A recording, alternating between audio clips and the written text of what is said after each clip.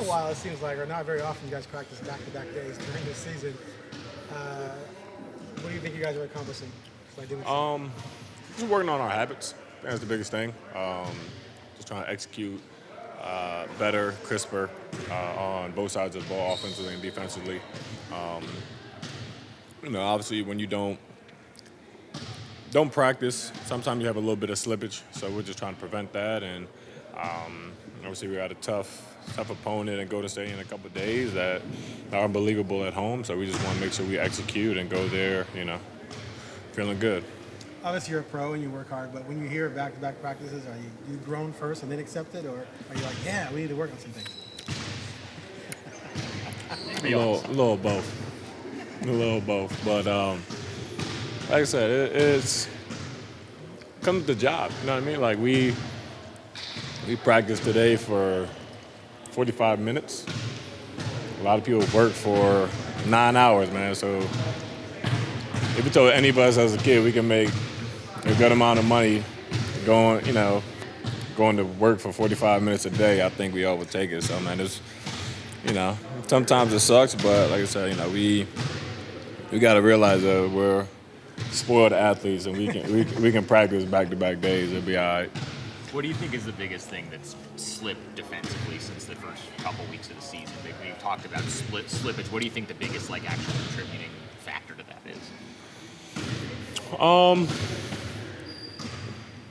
Obviously, we're a young team in terms of age, but also in terms of time playing together. So I think it's just the young and inexperience of this group together. I think that's the biggest thing.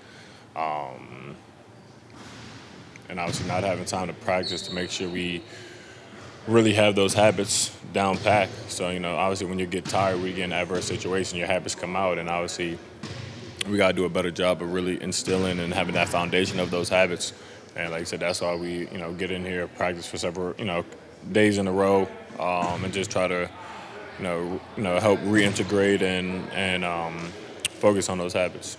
Do you view kind of where you guys are at, or do you consider the standings, I guess, when you're kind of trying to figure out what kind of team you are? And the reason I ask is because in the West, it doesn't seem like any one team has really kind of pushed forward. So I'm guessing in some respects you look at that and you're like, well, that could be us if we could just put it together for a little bit. No, I never look at the standings. Would it be 8? Yeah, I know. Yeah, never looked at it. Never look at it. But yeah, I mean, we're 8th. I think we're unhappy with being in 8th. I think we could easily be in 2nd. Denver game, we gave up here. Brooklyn game, we gave up here. Clipper game, we gave up here. So just those 3, just off the top of our head, we win those 3, we're 20, 21 and 13, and we're in 2nd or 3rd place in the West. So we gave away a couple, the OKC games. We should have won both, honestly, in my opinion. So we know we dug ourselves a hole, but we know we're a better team than what the standings are. And obviously, to our benefit, like you said, no one's really, really separated themselves. So we're all, 2, 3, 4 games out of first place. So, we just got to go in, get on a run, which we have the capability to do, and just, put together wins. Now, is that motivating, or is it frustrating, or are those the same thing, I guess, for some guys? A little bit of both. Yeah. A little bit of both. Obviously, it's frustrating because we feel like we're a better team than we are, but on paper it doesn't look it.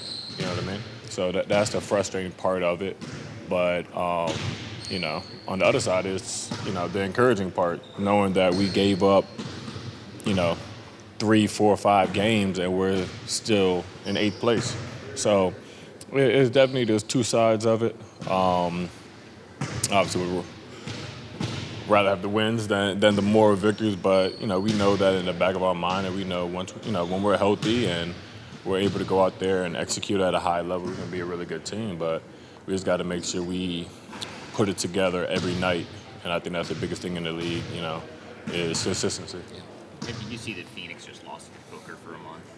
Oh, really? I didn't see that. Hamstring. So that's Damn. that's a kinda team that's awesome. ahead of you guys. So literally any team is one injury away or one hot streak away Yeah. from just completely. Yeah, for sure. I mean, you go down the list. There's been guys out in and out of lineups. We've had guys in and out of lineups. I think what 34, 35 games into the season, and Dame's only played like 16 or 17 games. So it's like everyone's beat up.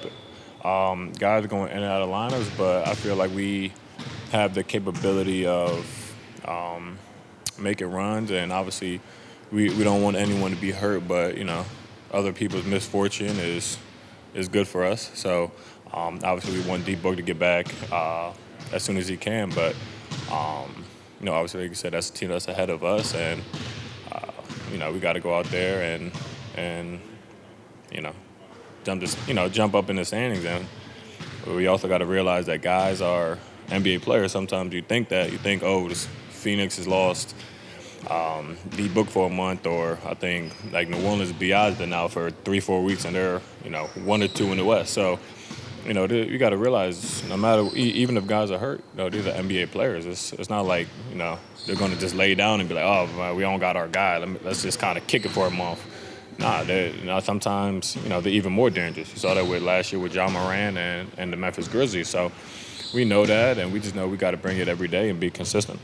How is Gary looking back? Gary looks good, man. We're excited to get him out there. Hopefully, so very, very soon he gets out there with us, and obviously, he's someone who can help on the defensive end, help with holding guys accountable, and giving us that toughness that we need. So he's looking good, and obviously we're there to encourage him as best we can.